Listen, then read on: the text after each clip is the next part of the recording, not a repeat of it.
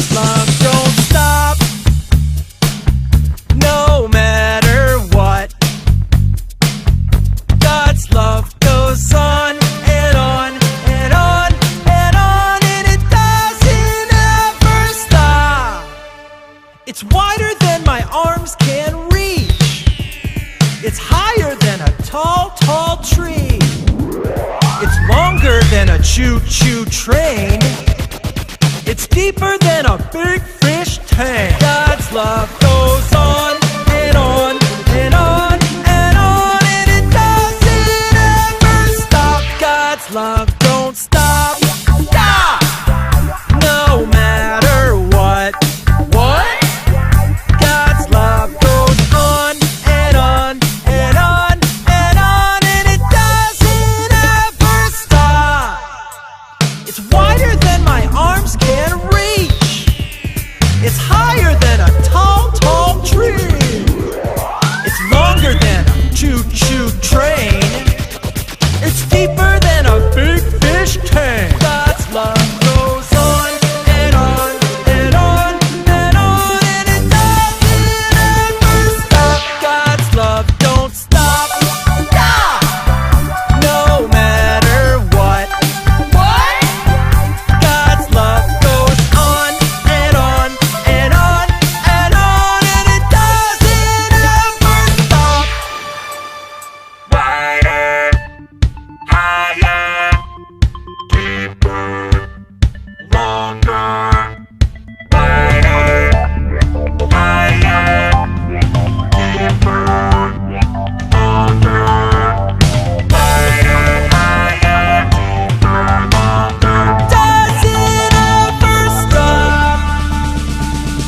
God's love don't stop, stop, no matter what.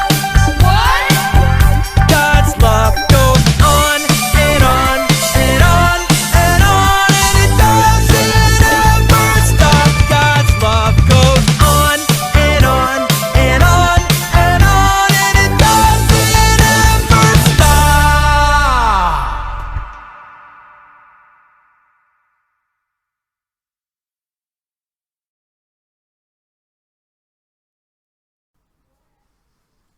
Ese ashimwe cyane abana, twongeye kubasuhuza mu izina rya Yesu. Nizere ko mumeze neza, mwiteguye kumva ijambo ry'Imana. Icyumweru cyiza kuri twese.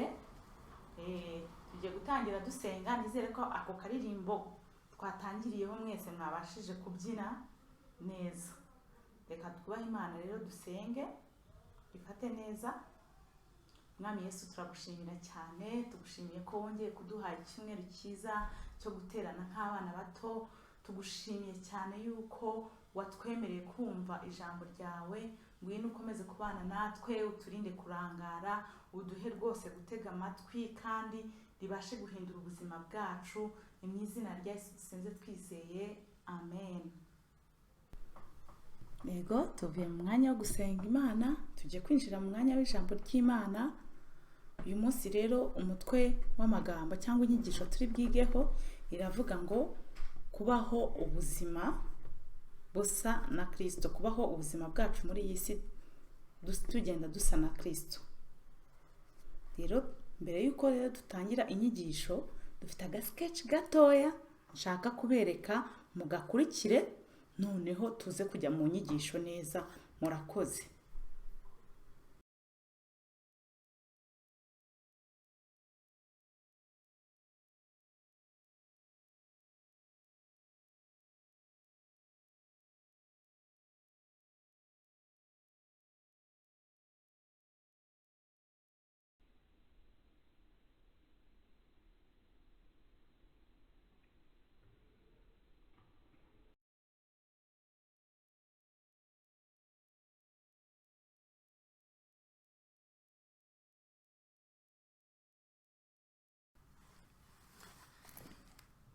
Abantu b'Imana barimo baratotezwa, ariko reka mbandikire mbahumurize.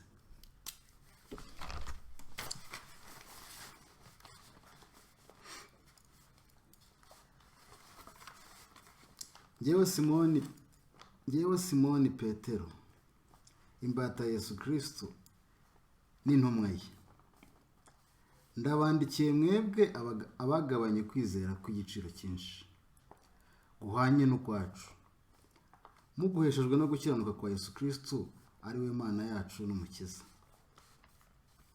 Imana iduhereza imigisha yose binyuze muri Yesu Kristo, kandi yadusezeranyije ibintu byiza cyane. Ndabandikiye mwebwe torero, mugire umwete wo kugira kwizera. Kwizera mukongereho ingeso nziza, ingeso nziza muzongereho kumenya, kumenya mukongereho kwirinda, kwirinda mukongereho kwihangana, kwihangana mukongereho gukunda bene data, gukunda bene data mukongereho urukundo. Yesu ahabwa icyubahiro iyo tubayeho dusa nawe. Ndashaka ko mwibuka ibyo Yesu yakoze ku bwacu. Yapfuye kubw'ibyaha byacu, kandi twinjijwe mu muryango w'abana b'Imana kubera Kristo. Ibyo mbabwira si imigani gusa, turababwira Yesu twabonye kandi twamenye. Imana ibaho umugisha, murakoze. Amen.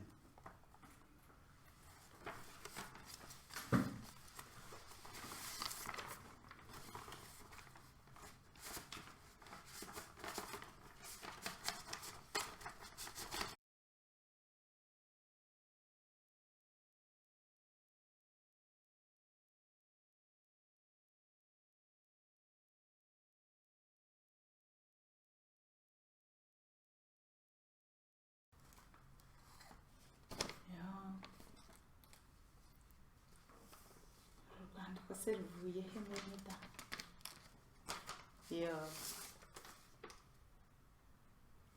Kuri mwene data Simoni Petero. Njyewe Simoni Petero, imbata Yesu Kristo n'intumwa ye, ndabandikiye mwebwe abaraganwe kwizera binyuze muri Yesu Kristo. Ndabandikiye mwebwe torero, mugire umwete wo kugira kwizera, ingeso nziza, kumenya, kwirinda, kwihangana, gukunda bene data n'urukundo. Nagira ngo mbibutse yuko Yesu ahabwa icyubahiro iyo tubayeho dusa nawe. Ndashaka ko mwibuka ibyo Yesu yakoze ku bwacu. Yapfuye kubw'ibyaha byacu, kandi twinjijwe mu muryango w'abana b'Imana kubera Kristo. Ibyo mbabwira si amagambo gusa, ahubwo turababwira Yesu twabonye kandi twamenye. Mbega amagambo meza ahumuriza umutima. Reka dukwiriye gukomera. Ndabwira na bene data bose ko dukwiriye gukomera, tukabaho rwose dusa na Kristo.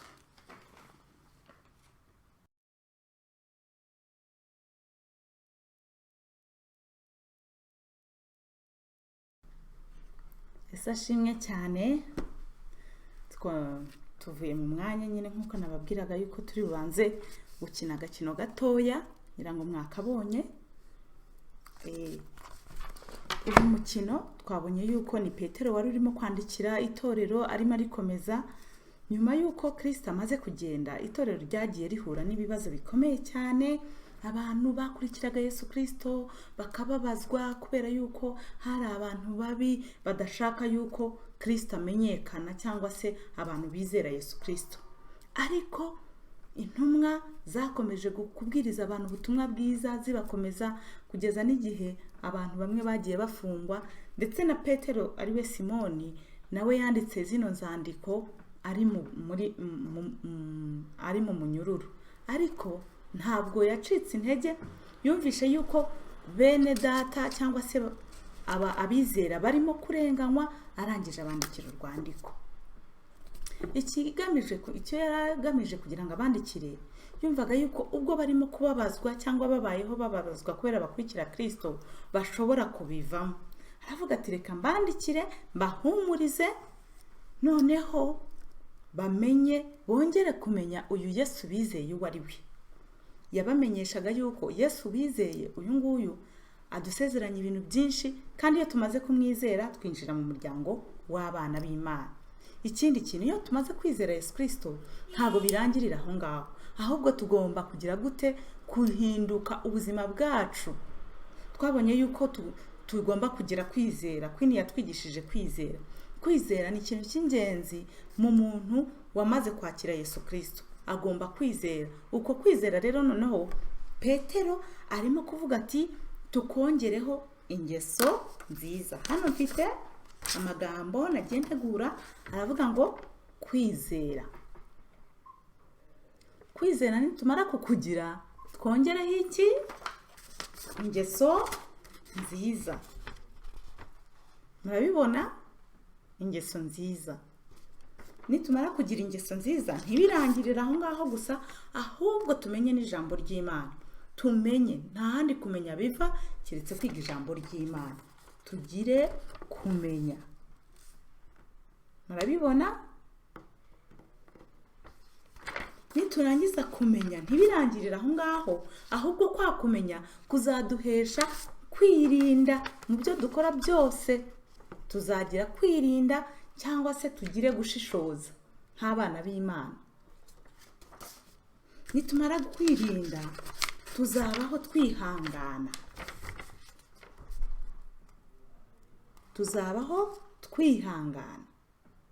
Nitumara kwihangana, nitugira uko kwihangana, bizaduhesha kubaha Imana. Kubaha Imana rero nabyo bizaduhesha gukunda bene data. Tugomba kubaho dukundana, atari ukwikunda. Abana bato twisanga kenshi twikunda gusa, ariko tugomba gukunda bene data. Nyuma yo gukunda bene data rero tugomba kubaho ibintu byose tubikorera mu rukundo. Urukundo rwa Kristo. Kristo yaradukunze kugeza aho adupfira. Imana yaradukunze kugeza aho itanga umwana wayo. Ni ukuvuga ngo ibyo dukora byose bigomba kuba biyoborwa n'urukundo rw'Imana. Ibi rero nibyo Petero yari arimo yandikira bene data kugira ngo bakomerere muri Kristo, ariko babeho ubuzima bushya bagenda barushaho gusa na Kristo. Yababwiye yuko iyo babaho barimo gusa na Kristo cyangwa bafite ingeso nk'iza Kristo, baba barimo kunezeza Imana cyangwa baba barimo guhesha Imana icyubahiro. Twabonye yuko Yesu anezerwa iyo tugize gute? Iyo tubayeho ubuzima bwo gusa nawe. Akenshi nyine iyo bavuze ngo se ngo ubuzima bwo gusa na Kristo, umuntu ahita yibaza ngo ese ni ibiki? Kubaho ubuzima bwo gusa na Kristo ni ukugira izi ngeso zose. Ariko ngo iyo tubayeho tutazifite, ngo tuba dusa nkaho dufite amaso areba ibingibi bya hafi gusa, tutareba nyine iby'imbere. Turaho nyine turabanebwe. Ariko iyo dufite izi ngeso zose nk'abana b'Imana, nibwo tubaho duhindutse dusa na Kristo. Muribuka ko Kristo yabaye hano ku isi, ntabwo yigeze akora icyaha na kimwe, nta muntu yigeze yambura ibye, ntawe yigeze abangamira, ntawe yigeze asuzugura. Yabayeho ubuzima butunganye. Petero rero nawe yari arimo gushishikariza aba bantu ngo bongere kwibuka Yesu Kristo ibyo yakoze, nibarangiza babeho bafite ingeso nziza za Kristo. Ni ukuvuga ngo izi ngeso nziza rero iyo zifite, nibwo uba urimo kubaho usa na Kristo. Murakoze cyane.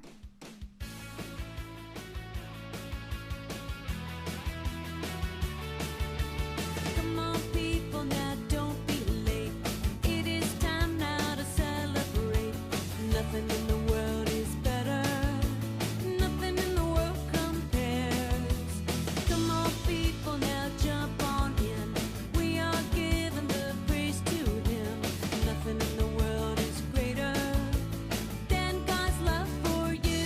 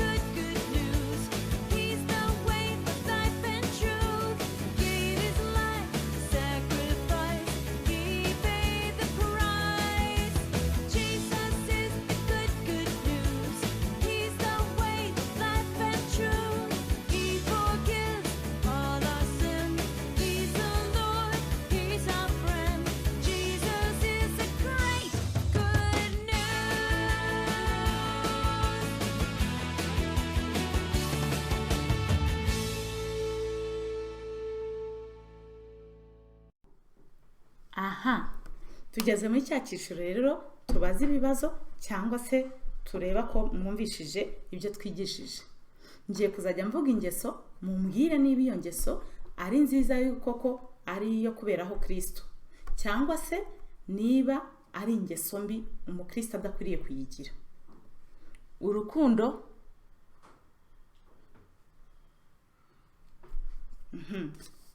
kwanga bene data. Ubwo nimvuga ingeso mbi uricara, nimvuga ingeso nziza uhaguruke. Reka dukomeze. Kwihangana, kutirinda,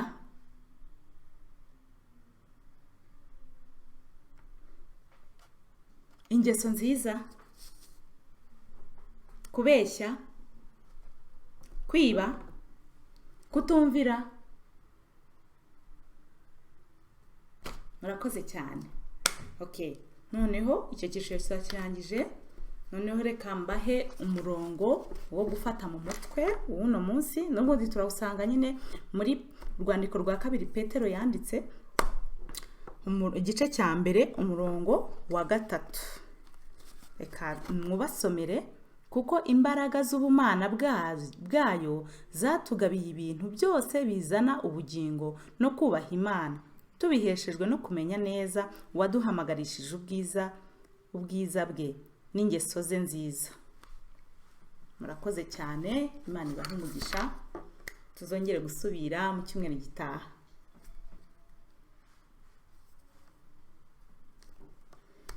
Murakoze cyane, mugire icyumweru cyiza. Noneho reka dusenge dusoza. Mwami Yesu, turagushimira urukundo rwawe, turagushimira yuko waje kugira ngo tubone ubugingo buhoraho. Tugushimiye kubw'imigisha myinshi tubonera muri wowe Yesu Kristo. Tugushimiye yuko tumenye yuko duhindurwa abana b'Imana binyuze mu kukwizera. Tugushimiye yuko nanone ari wowe uduha imbaraga zo guhinduka dusa nawe Yesu Kristo. Nk'abana bawe twamaze kwiga ijambo ryawe ritubwira yuko uduhamagarira guhinduka dusa nawe cyangwa se tuberaho wowe. Ngwino uduha imbaraga, usange buri mwana wese ahari mu rugo ubasha gukurikira iyi video, umwigishe kuberaho wowe, umwigishe kureka ingeso mbi nk'uko Mwami Imana wabidushoboje kuva kera. Utwigishe Mwami kurushaho guhinduka, duhabwa imbaraga zo kubaho twihangana, tugira urukundo. Turakwizeye Mwami, urakoze kuko uri Imana igira neza. Mu izina rya Yesu Kristo Umwami wacu, amen.